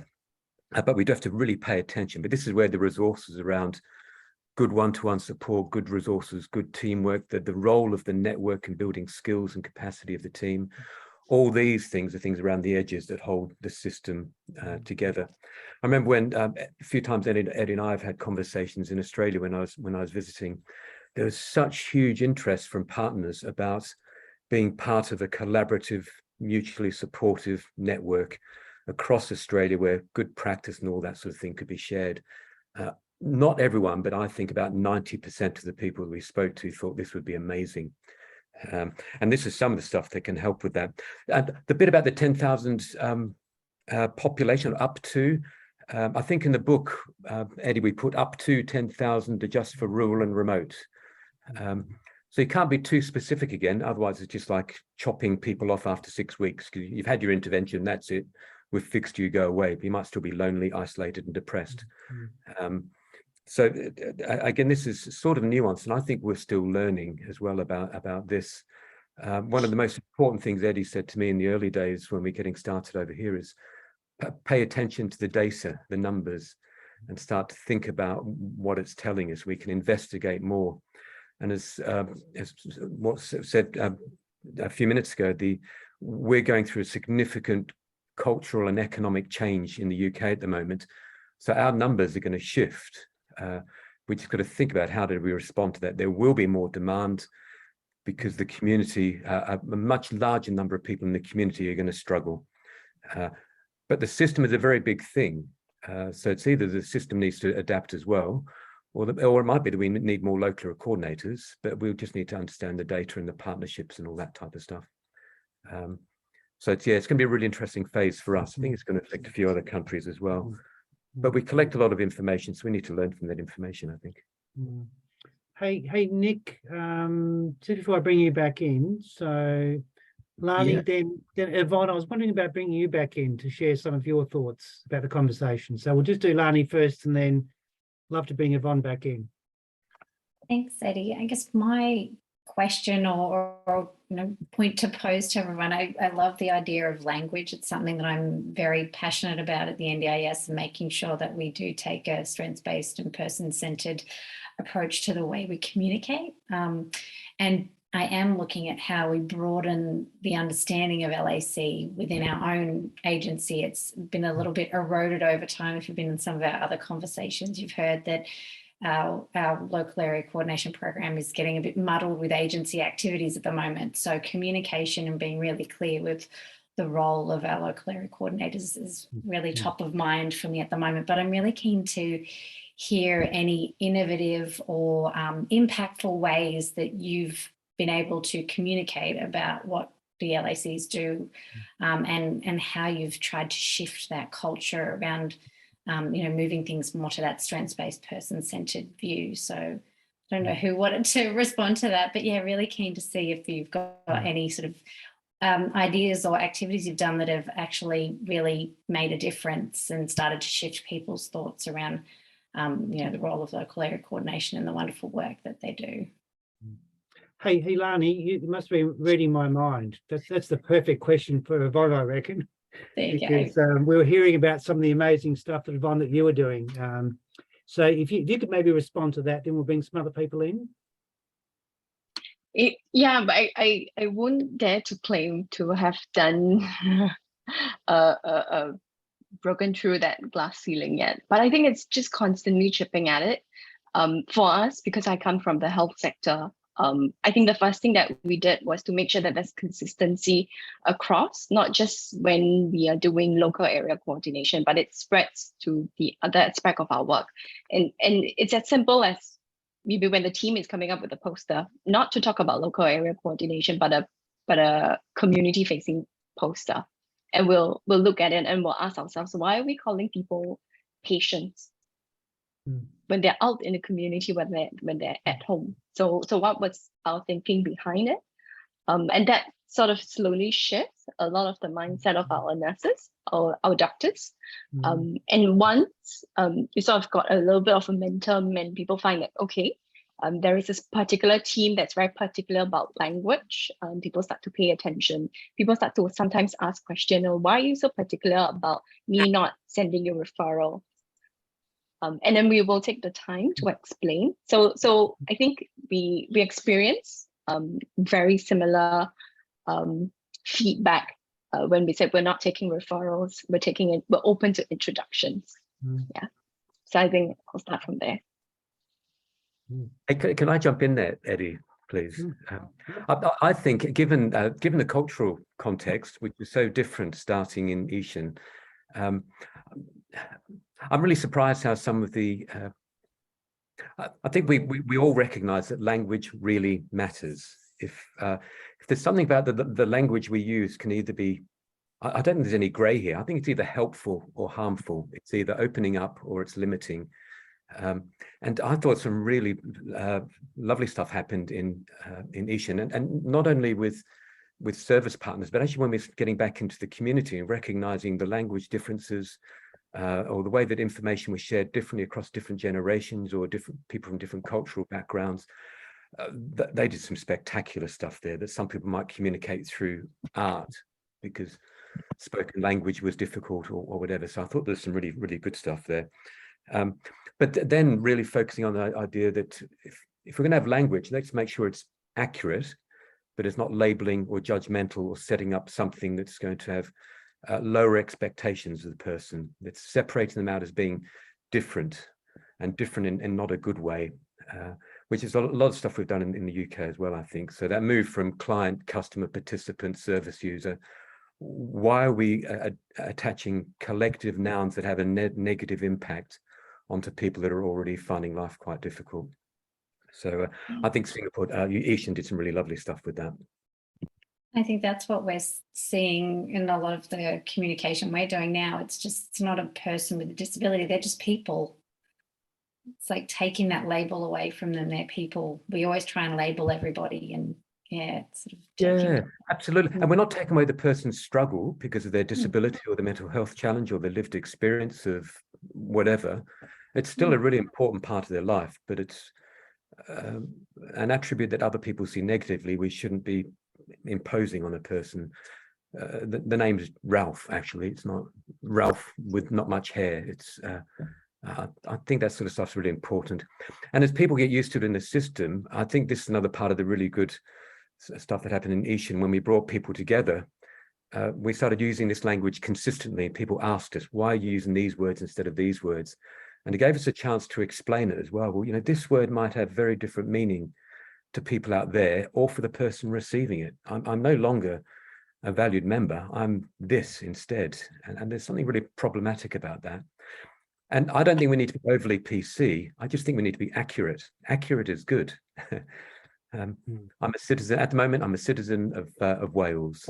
I live here, and I've got some really passions and interests and contributions I could offer. I'm not just a person with wrinkles and not much hair. There's lots of different ways we can do it, and I think it's a really powerful message. Cool. Hey, can we, Lani, can we move on to just another question? So Wendy, you got a question in the chat. Do you want to put that to Yvonne? I think. Yeah, thanks, Eddie. Yvonne, I was just wondering how you have captured the outcomes from your program, particularly around evaluating it and justifying the investment, I guess, in the program. That's really that's a very difficult question for us, particularly because we come from health. So I think initially there was very strong pressure from our system to measure the health outcome of the people that we walk alongside with, and you can imagine the difficulties that we'll go into. So if you take the example of Shahida, someone I introduced earlier, they would want to measure her BMI, the prevalence of diabetes for her and her children, and you know that's not how it works. So I think what we did was to explain the philosophy behind adopting local area coordination. It isn't going to save us emergency department attendance visits, and that was something that we need to be very clear with our system. It wasn't going to save us bed days within the hospital.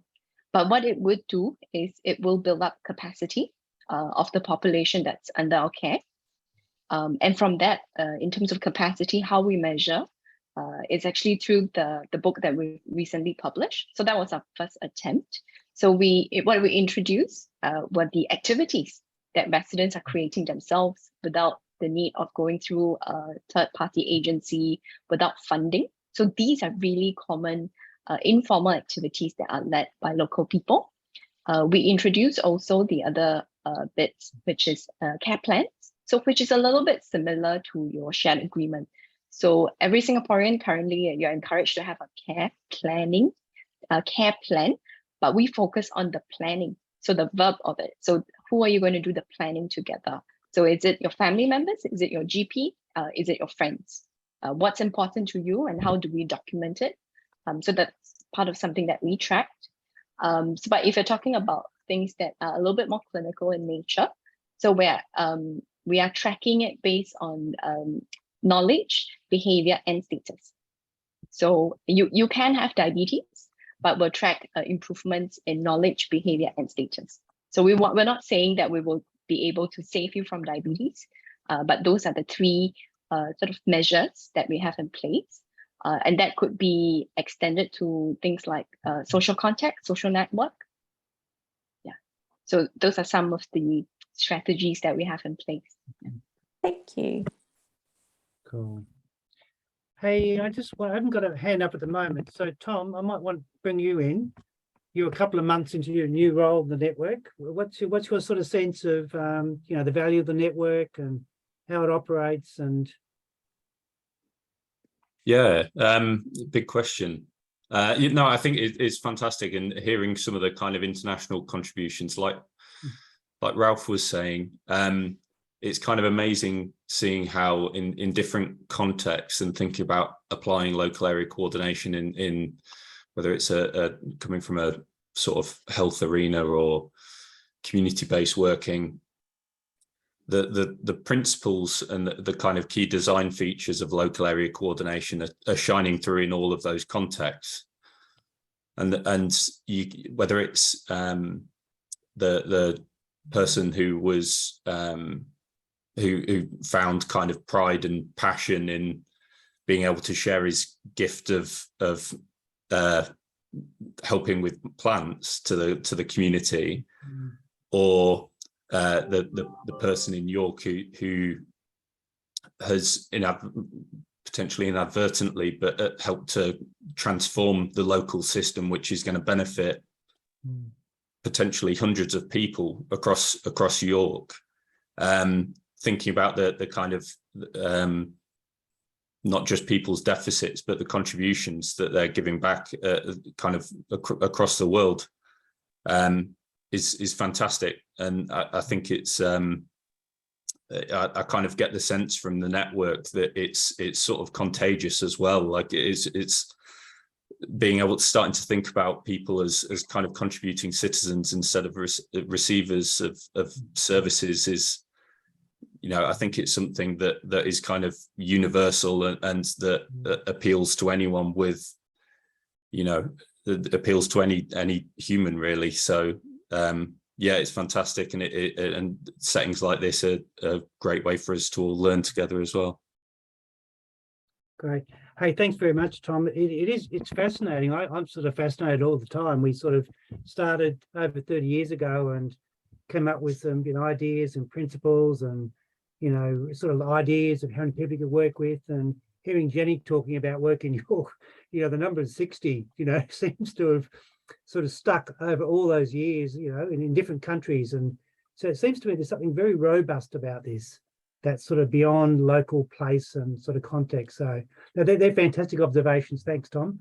So Ralph, do you want to come in? Yeah, sorry, just going back about the evaluation stuff. So building on the original intentional focus in Western Australia around repeated evaluations, that was almost a built-in part of the design as well. You can't improve if you don't know what you're doing. And you need to check that what you're doing is what you set out to do. I mean, evaluation is effectively something that says, we want to check and learn that we're doing that we set out to do, and so that we can do it better in the future. It'll improve people's lives, and it might influence policy and change and that type of stuff. So I think the starting point for evaluation is being really clear about what local area coordination is designed to do. Now, I think that's quite a bit of the content that we tried to put in the book as well. Let's be really clear around the purpose of local area coordination, who, for, and how. So effectively, that's the stuff we should be measuring through evaluation. There's no point evaluating something over here, a bit like have we fixed diabetes? Well, we're not designed to fix diabetes, but the person who's experiencing diabetes might be helping them to build their capacity, build their relationships, build their quality of life, reduce their exposure to hospital because of maintaining the bits that are about that promote health and well-being. So we sort of need to look at things differently. We've had many occasions where people over here, I'm sure it's probably still the same for Nick in the network, that people say, actually, the only thing we want to measure is how much money you've saved. Don't care how you got there or what you did to do it. Just want to make sure you've saved money. Well, actually, what we want to measure is the first bit, that we save money if people's lives, choice and control, opportunities, contribution, relationships are better. So we should be measuring the things that lead to outcomes, and we can measure both things at the same time. Because of this, so we've had, Nick might correct me, but I think it's been 14 or 15 evaluations in the last 10 years, 2 new ones underway, including a multi-site evaluation in Wales, and a follow-up evaluation in Swansea. So they're doing a summative one after doing the formative one back in 2018. And they've all shown really similar outcomes, but methodologies have been different. Some have been really, really good and some have been less so good. But I suppose it's helping us to build that picture. And so what we've done in the last 6 months is to pull together the makings of an evaluation framework. We've outlined some of the key things based on the content of the book. The purpose of local area coordination is X. For these people achieving these range of things. So we've put that into a shorthand evaluation framework that we're just working on at the moment. So we'll hopefully share that a bit more widely in the future once we've worked it out a bit. And that might just help to give shape to evaluation, so you can make sure we're evaluating the right stuff. And even in NDIS, if local area coordination gradually moves back to core design, you'd want to evaluate that within the context of NDIS as well, and national priorities and regional priorities and local priorities.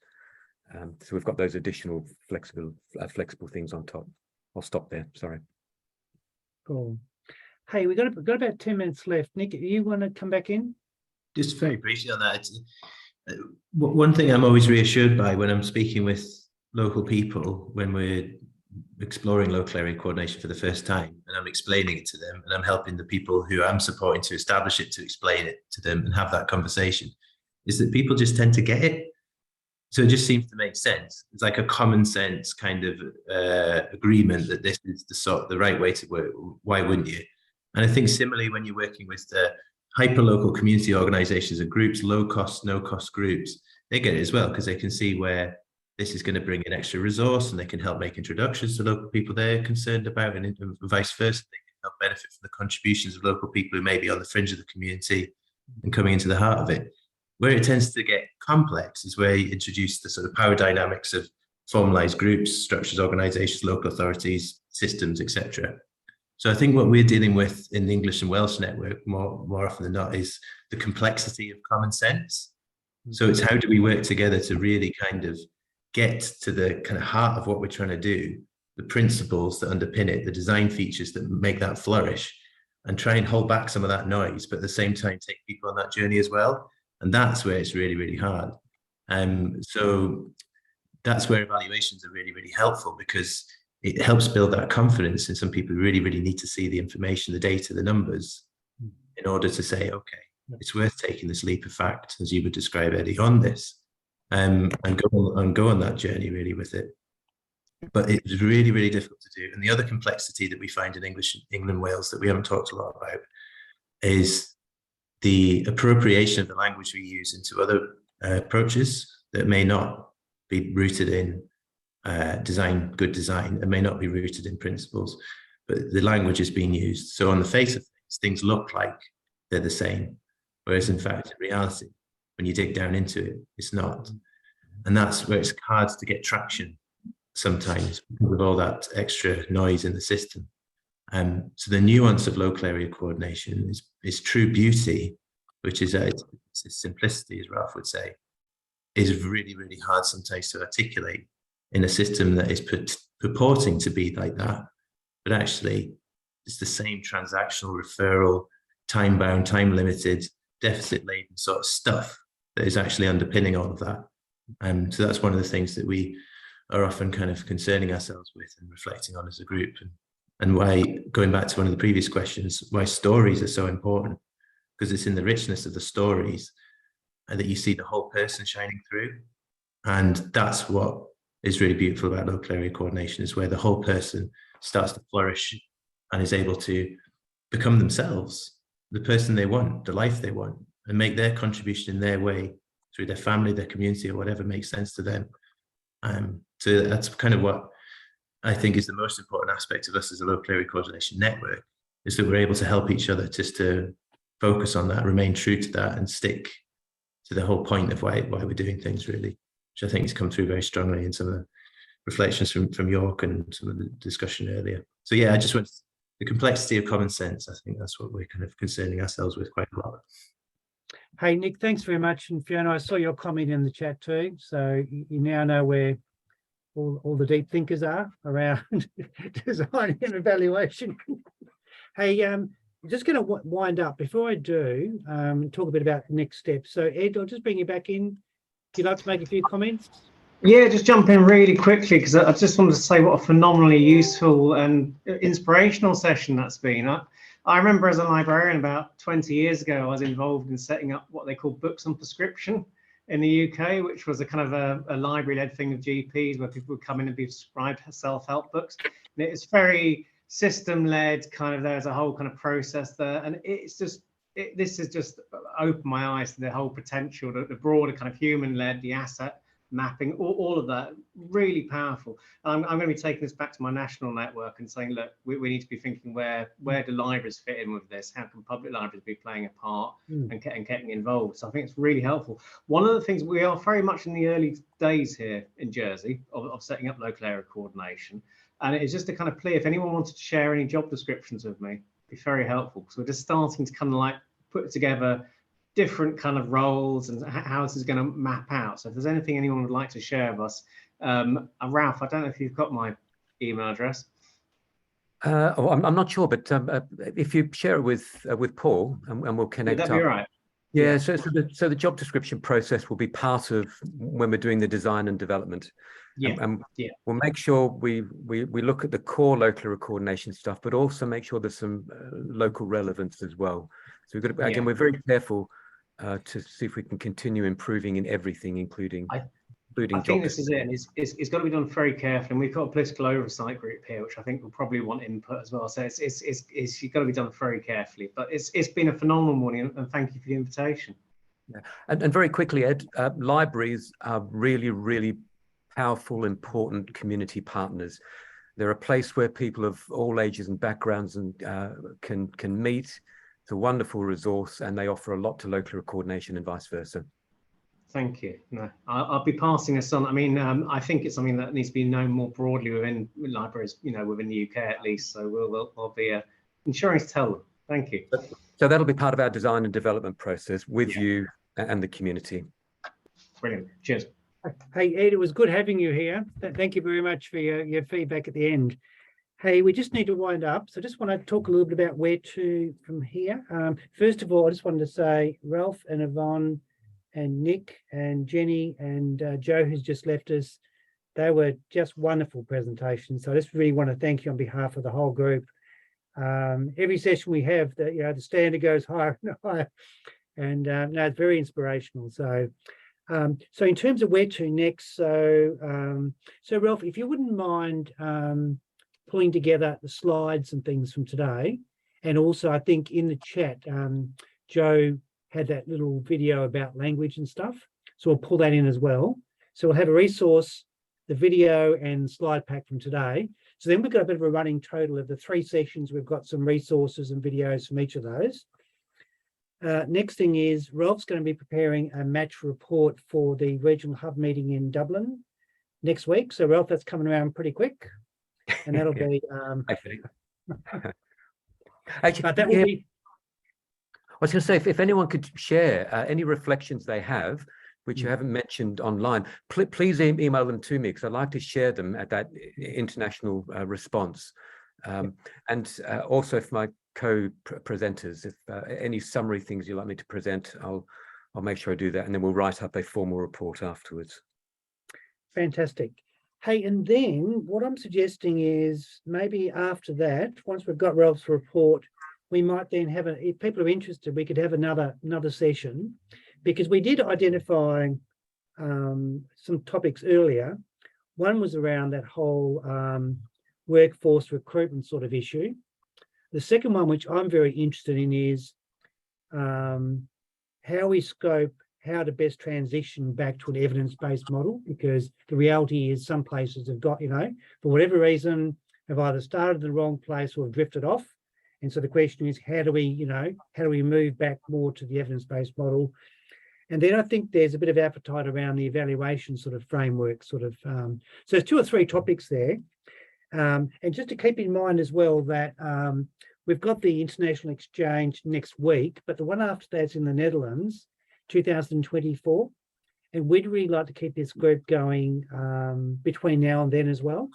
And we might find some different ways of doing it. It doesn't need to be terribly formal, but we would then have the opportunity of a really solid face-to-face exchange, a proper leadership match in England and Wales, potentially, or somewhere around there as part of that Netherlands exchange. So that would be a fantastic thing to look forward to. So, hey, I might just finish there, and maybe Ralph and Nick, if you want to also say any just sort of closing words. It's been fantastic 3 sessions. There were going to be 4. We had to squeeze into 3, and not everybody could make all the sessions, but I'm really excited with what we've been able to do, and the fact that people have kept on coming back has been fantastic. So maybe you, Nick, first. Any sort of closing comments? Just to say a huge thank you to everyone who's made a contribution throughout. It has been both informative, insightful, helpful, inspiring, all that stuff. And I think starting point of, like you say, Eddie, further conversations, which I'm very, very energized about and excited to go on that journey with. And a huge thanks to you for doing it, for getting it going and for organizing it all. And really, really appreciate your leadership. Thanks, Nick. Hey, Ralph, you get closing words. Oh dear. Hey, look, I have to echo Nick's sentiments around Eddie, your long-term commitment to this, and we would not be here doing international stuff if it wasn't for what you and your colleagues did at the beginning, and you've continued to support us all the way through. It's been great, and it's so wonderful that you're going to be patron of our Ireland network when we get that started. I've really enjoyed the questions. I think we've heard some great information today. I was so pleased to have Yvonne alongside and sharing the Ishan story, which has been amazing. And the network stuff is brilliant. I'm really proud of what Nick and the network are doing. It's great, and we're learning off each other. The transitioning stuff, we're very close, we think, to some transition work in Scotland. And I wonder then, that might be, again, an opportunity for some collaborative thinking with NDIA, I know you're going through a review at the moment. Is there something about how do we do that bite-sized chunk in transitioning back to good? It's much harder to transition back than it is to set up properly in the first place, but you can do it. You just need to do it in bite-sized chunks. And so the offer's there if you fancy that type of thing, and the offer's there also for some collaboration around evaluation. I think that'd be wonderful. Love the questions. All the best stuff comes from the questions rather than the presentations, but the presentation is pretty good. So thank you, and look forward to meeting up again next time. Send me everything you want me to say next week in Dublin. Would be lovely. Good night, all. Thank you. Thanks so much. Good night. Thanks, folks. Thank you. See you Thanks, then. everyone. See ya. Bye. Bye. See ya.